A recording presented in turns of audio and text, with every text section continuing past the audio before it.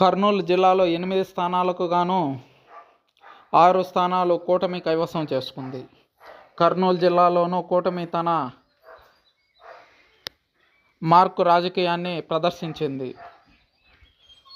Kurnool city TG Bharat Telugu Desam party తరఫున 18,380 ఓట్ల మెజారిటీతో గెలుపొందడం జరిగింది.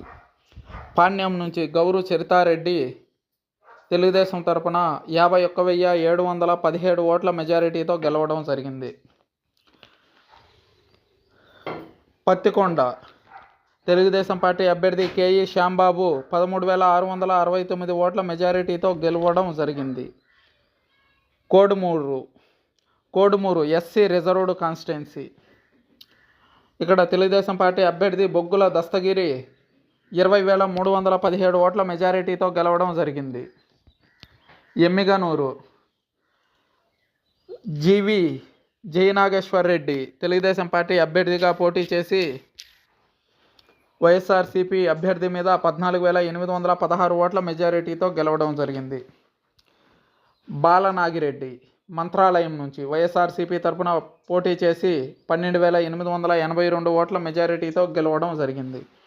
పార్థసారథిరెడ్డి ఆదోని 17,646 ఓట్ల మెజారిటీతో గెలవడం జరిగింది. బీజేపీ పార్టీ తరఫున ఎన్డీఏ కూటమి అభ్యర్థిగా పోటీ చేశారు పార్థసారథి. అయితే రాయలసీమలో పట్టేలేని బీజేపీ తరఫున కూడా అభ్యర్థులు గెలవడం ఓటర్లను, ప్రజలను, అధికార పక్షాన్ని విస్మయానికి గురి చేసింది. ఆలూరు విరూపాక్షి వైఎస్ఆర్సీపీ పార్టీ తరఫున పోటీ చేసి 2,831 ఓట్ల మెజారిటీతో గెలుపొందడం జరిగింది.